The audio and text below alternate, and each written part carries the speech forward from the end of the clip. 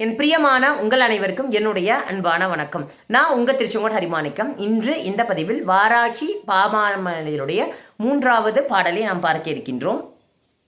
மெய் சிறந்தார் பணியார் மனம் காய மிக வெகுண்டு கை சிரத்து ஏந்தி பல்லால் நினநார கடித்துதறி வச்சிர தந்த முக பணியால் குத்தி வாய் கடித்து பச்சிர ரத்தம் குடிப்பால் வாராகி பகைஞரையே. இதில் அம்பாள் வாராகியை பற்றி என்ன சொல்கிறாங்க அப்படின்னா, பகைவருக்கு என்ன அவள் தீங்கு செய்வாள்னு சொல்கிறாங்க.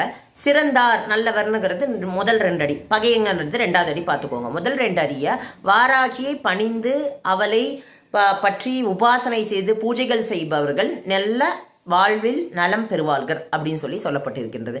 2வது, இப்படி பூஜை பண்ணுறவங்கள துவேஷம் பண்ணுறாங்க இல்லையா, அவங்களுக்கு என்ன கதி? வாராகி தன்னுடைய 2 கோரை பற்களாலும் அவர்கள் குடலை கிழித்து அந்த ரத்தத்தை பகைவர்களுடைய ரத்தத்தை குடிப்பால்னு சொல்லப்பட்டிருக்கின்றது. இதுனா அம்பாள் மனுஷ ரத்தத்தை குடிப்பாளா அப்படிங்கிறத நீங்கள் வெளிப்படையாக பார்த்தீங்கன்னா இதனுடைய பொருளாக விளங்கும். ஆனால் உண்மையில் சொல்ல போனால் அந்த வாராகி இப்படிய பூஜையினுடைய சிறப்பை நாம் உணர்ந்து கொள்ள வேண்டும் அப்படிங்கிறதுக்காகத்தான். அப்புறம் இன்னொரு முக்கியமான விஷயம், வாராகி அம்மனை பாசாங்க, அதாவது ஒரு பிஸ்னஸுக்காகவோ ஒரு மற்றவங்க முன்னாடி ஒரு ஷோ பண்ணுறதுக்காகவோ மற்றவங்க முன்னாடி ஒரு ஷோ காட்டிக்கிறதுக்காகவோ இல்லை எனக்கு எல்லாம் தெரியும் நானும் வாராகியை பூஜை பண்ணுறேன் அப்படின்னு சொல்லிட்டு பொய்யா யாராவது வாராகியை ஒரு பேசு பொருளாக ஒரு விளையாட்டு பொருளாக ஒரு வியாபார யுக்தியாக பயன்படுத்துகிறாங்க அப்படின்னா அவங்களையும் வாராகி கண்டிப்பாக கடுமையாக தண்டிப்பாள் அப்படின்னு சொல்லிட்டு இதில் சொல்லப்பட்டு இருக்கின்றது. உண்மையான பக்திக்கு தான் அந்த வாராகி அம்பாள் நிதர்சனமான உண்மையையும் பலன்களையும் தருவாள் அப்படிங்கிறது மொத்த உருவமாக சொல்லப்பட்டிருக்கின்றது. மந்திர விளக்கம், ரகசிய விளக்கம் அப்படின்னு சொல்லிட்டு இதுக்கு நம்ம பார்க்கும்போது, பரசுராம கல்பசூத்திரத்தில் இந்த தேவியினுடைய மூலமந்திரம் 112 அக்ஷரங்களை கொண்டு இருக்குதுன்னு சொல்றாங்க. சர்வ துஷ்ட பிரதுஷ்டானாம் அப்படின்னு சொல்லிட்டு ஒரு வாக்கியம் வரும். சர்வ துஷ்ட பிரதுஷ்டானாம், சர்வ எல்லா துஷ்டர்கள் தீயவர்கள், பிரதிஷ்டானம் அழிக்கிறவள், எல்லா விதமான தீங்கு செய்பவர்கள். இந்த உலகத்தில் கலியுகத்தில் நிறைய கொடுமைகள் நடக்குது, நல்லவங்களுக்கு கெடுதல் நடக்குது, தீமை செய்கிறவங்க செஞ்சுக்கிட்டே இருக்காங்க.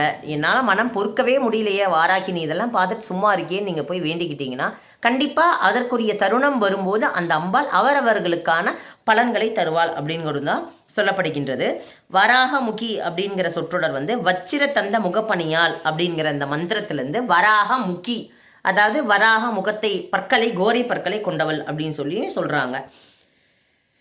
இப்படிப்பட்ட சிறப்பான விளக்கத்திலிருந்து நமக்கு என்ன தெரிய வருதுன்னா, மெய் சிறந்தாராக நாம் இருக்க வேண்டும். மெய் சிறந்தார் என்றால் அம்பாளை பதம் பணியும் மிக திறன் வாய்ந்தவர்களாக எப்போதுமே அந்த அம்பாலை பதம் பணிந்து போற்ற வேண்டும். உண்மையாக அந்த அம்பாள் மேலே பக்தி செலுத்த வேண்டும். உங்களுக்கு நிறைய மந்திரங்களே அம்பாளுக்கு தெரியல, மூல மந்திரம் தெரியாமல் தப்பாக சொல்லணும்னா வம்பு அப்படின்னு நினச்சிங்கன்னா பிரச்சனையே இல்லை. மனசார அந்த அம்பாளுக்கு உங்களுக்கு என்ன மந்திரத்தை தெரியுமோ அதை சொல்லி வழிபாடு பண்ணுங்க.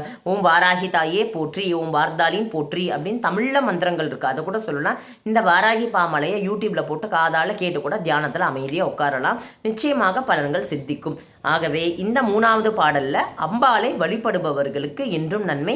அம்பாளை வழிபடுபவர்களை யாரெல்லாம் துவேஷம் பண்றாங்களோ, யார் கஷ்டப்படுத்துறாங்களோ, மனம் வாக்கு மனசாலவோ இல்லை உடம்பாலவோ அவங்கள காயப்படுத்தினாங்கன்னா, வாராகி பக்தர்களை காயப்படுத்தினார்கள் என்றால் வாராகி தேவி அவங்கள பார்த்துக்குவா. அதுக்காக அம்மா அவங்களுக்கு இது பண்ணு அது பண்ணு நாம் போய் சொல்லக்கூடாது. அம்மாவுக்கு தெரியும், நம்ம அம்மா எனக்கு இந்த கஷ்டமா நீ தான் காப்பாற்றணும்னு சொன்னால் போதும், அது சொல்லக்கூட தேவையில்லை. அம்பாளை என்றைக்குமே நம்ம பண்ணுறது பக்தி பண்ணுறது பண்ணிக்கிட்டே இருந்தால் போதும், அவள் எல்லாம் பார்த்து கொள்வாள். நாம் அதை விட்டுட்டு அவன் மேலே ஏவல் பண்ணு, இவன் மேலே பில்லி சூனியத்தை பண்ணு அப்படின்னு சொல்லிட்டு உருவானா நாம் வாராகி பக்தராக இருக்கக்கூடிய தகுதியை நாம் இழந்துருவோம். அதனால் நாம் என்றும் வாராகி பக்தராக இருப்போம். அம்பாள் தீயவர்களை அவள் அழிப்பதை அவள் பார்த்து கொள்ளட்டும். சரிங்களா? அடுத்த பதிவில் மீண்டும் சந்திக்கும் வரை உங்களிடம் விடைபெறுவது உங்கள் ஹரிமாணிக்கம். நன்றி, வணக்கம்.